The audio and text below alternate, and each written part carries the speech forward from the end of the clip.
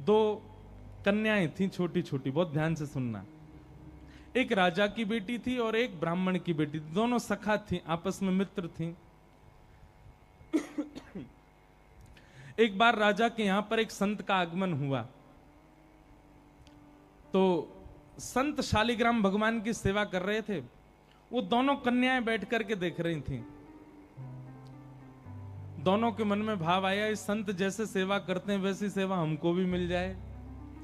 तो दोनों संत से कहने लगी, बाबा हमको भी सेवा दे दो, हमको भी ठाकुर जी दे दो।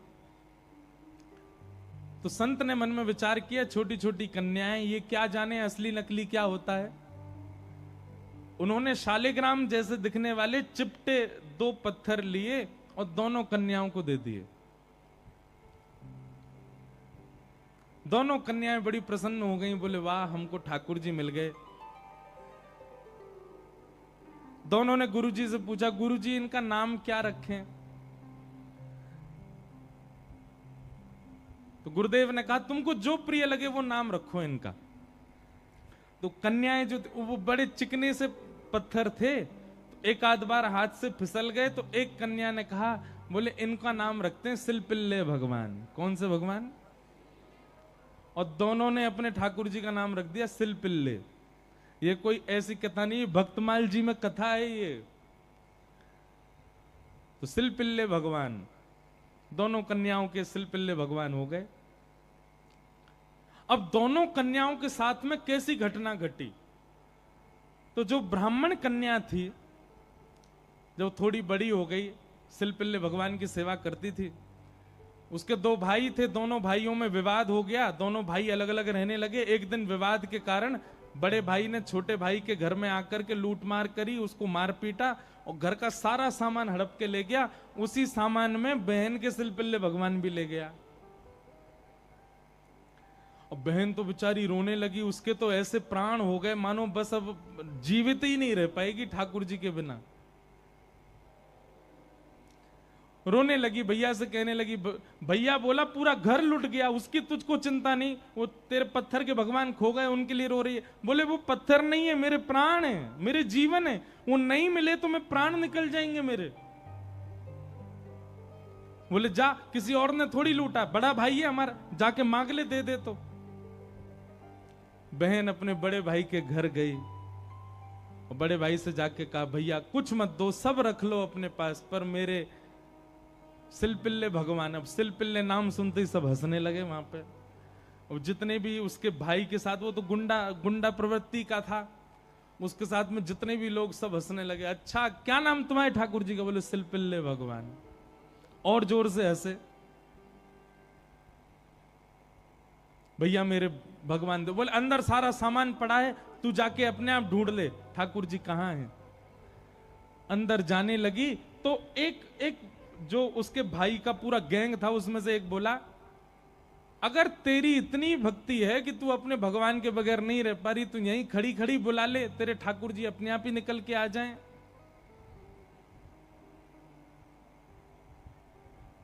ये बात उसके प्रेम पर मानो प्रश्न चिन्ह लग गया। वह भी मन में सोचने लगी, मैं बचपन से सेवा कर रही हूं, सिलपिल्ले को कभी अपने हृदय से दूर नहीं करती, पर आज इसकी बात से मुझको ऐसा लग रहा है कि मैं तो प्रेम करती हूं, पर वो प्रेम करते हैं कि नहीं, आज उसका भी पता चल जाए। और बाहर खड़े खड़े करुण क्रंदन करते हुए, भाव निमग्न होते हुए, नेत्रों से अविरल अश्रुधार गिर रही है। हां नाथ, हां मेरे सिलपिल्ले नाथ, मेरे पास आ जाओ। दोनों भुजा उठा करके जैसे ही रुदन करने लगी, कक्ष में से वो सामान्य सा पत्थर जिसकी वर्षों से सेवा कर रही थी, वो अपने आप उछट करके आया और उस कन्या के हृदय से आकर के लग गया। बोलो सिलपिल्ले भगवान की। और महाराज ये देख करके भाई और उसका जो पूरा गैंग था, वो सब आश्चर्यचकित हो गए।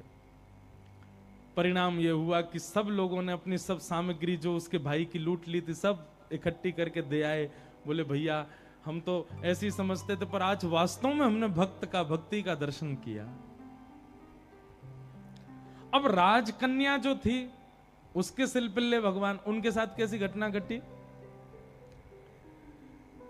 कन्या का विवाह हुआ और जिस पुरुष के साथ में विवाह हुआ वो किसी भी रूप से भक्त नहीं था, ना वो भक्त था ना उसका परिवार भक्त था। कन्या ने विवाह के लिए मना तो किया पर माता पिता नहीं माने, विवाह कर दिया। अब वो तो बस अपने सिलपिल्ले भगवान को हृदय से लगा के रहे, बोले कि मुझे पता है ये मेरा पति और ये परिवार पूरा जो है ये बिल्कुल भी भक्ति भाव इनके चित्त में नहीं है, पर नाथ बस आप मेरे साथ रहोगे तो मैं पूरा जीवन निकाल लूंगी।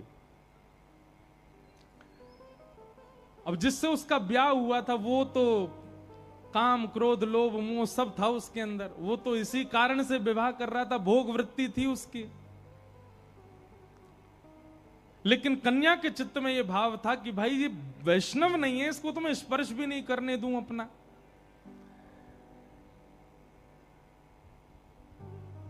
रात्रि में चर्चा कर रहा था पत्नी से, बातें करने लगा, बातें करते करते और उसने कहा ये क्या है तुम्हारे हाथ में? बोले ये मेरे भगवान है, सिलपिल्ले भगवान। सिलपिल्ले नाम सुनते ही इतना हंसा, हंसते हंसते बिस्तर से गिर गया। बोले कौन है? सिलपिल्ले भगवान। बोले आप हंसिए मत, ये मेरे ठाकुर जी हैं, मैं बचपन से इनकी सेवा करती हूं। अच्छा ठीक है, रखो इनको अपने पास। लेकिन वो उनको दूर करना चाह रहा था, बार बार लेकर के हटाना चाह रहा था। और वो राजकन्या कस के पकड़े, बोले नहीं आप इनको मुझसे दूर मत करो, ये मेरे प्राण है, ये अगर दूर हुए तो मैं प्राण त्याग दूंगी। एक दिन, 2 दिन, 4-5 दिन बीत गए, लेकिन वो ऐसे ही रहे, सिलपिल्ले भगवान को हृदय से लगा के रहे। उसका यही था कि मैं पूरा जीवन इनके साथ नहीं रह सकती, पर आप रहोगे तो मैं रह लूंगी। एक दिन उस राजकुमार को क्रोध आया और उसने जब हट पूर्वक हाथ हटाए और वो सिलपिल्ले भगवान को खींच करके और बाहर एक सरोवर था, सरोवर में फेंक दिया। जैसे ही सरोवर में फेंका वो राजकन्या वहीं मूर्छित होकर गिर पड़ी। पूरा परिवार इकट्ठा हो गया, सब लोग सोचने लगे, बोले अरे ये क्या हो गया, इसके कहीं प्राण ना निकल जाएं, पूरे गांव में हमारी निंदा होगी, इसके पिताजी बहुत बड़े राजा हैं, हमको कारागृह में डाल देंगे। क्या किया तूने? बोले कुछ नहीं, पत्थर लगाए, बैठी रहती थी, मैंने फेंक दिया तो नाटक कर रही है मूर्छा की। खूब प्रयास किया लेकिन होश में नहीं आई। जैसे तैसे होश में आई, वैद्य के बुलाने के बाद उठते ही मेरे सिलपिल्ले कहां हैं, मेरे सिलपिल्ले कहां हैं। गोताखोरों ने जाकर के पूरा सरोवर ढूंढ लिया लेकिन ठाकुर जी नहीं मिले। अंत तो गत्वा वही सरोवर के किनारे आकर के बैठ गई और रुदन करते हुए बोली, हे मेरे सिलपिल्ले नाथ, यदि मैंने वास्तव में बाल्यकाल से आपको अपना प्रियतम मान करके भजा हो, आपकी निष्ठा से सेवा की हो, तो आप कृपा करके मेरे पास आ जाना। और यदि आप मेरे पास नहीं आए तो मैं एक क्षण और चिंतन नहीं करूंगी, तुरंत अपने प्राणों का परित्याग कर दूंगी। उसका पूरा परिवार खड़े होकर के देख रहा था। जैसे ही उसने कहा कि हे नाथ, यदि आप नहीं आए तो मैं प्राण त्याग दूंगी, ये बात कहते ही हाँ नाथ, हाँ नाथ, हाँ नाथ करुण क्रंदन करने लगी। तुरंत सरोवर में से अपने आप सिलपिल्ले भगवान निकल करके आए और उसकी छाती से आकर के लग गए। और ये दृश्य देख करके परिवार पूरा जो था वो तो नतमस्तक हो गया और उस कन्या को वापस उसके घर ही छोड़ आए। बोले भैया ये इतनी ऊंची श्रेणी नहीं है हमारी कि हम इसके साथ रहें, हमसे अपराध बनेगा यदि हम इनको अपने पास रखेंगे तो। ये तो हमारी कोई गुरु स्वरूपा है। प्रीति, अरे सामान्य से पत्थर को उन्होंने भगवान मान लिया और ठाकुर जी उसमें भाव। जरूरी नहीं है कि धातु प्रधान होता है, जरूरी नहीं है कि कोई वस्तु विशेष। ये बात आप बहुत ध्यान से सुनिएगा। कई लोग भेद मानते हैं, अपने लड्डू गोपाल को सामान्य समझते हैं, वृंदावन बिहारी लाल को विशेष समझते हैं। उनको लगता है मंदिर में जो बिहारी जी बैठे हैं ये विशेष हैं, हमारे संग जो डलिया में डोल रहे हैं ये इतने विशेष नहीं है। क्यों?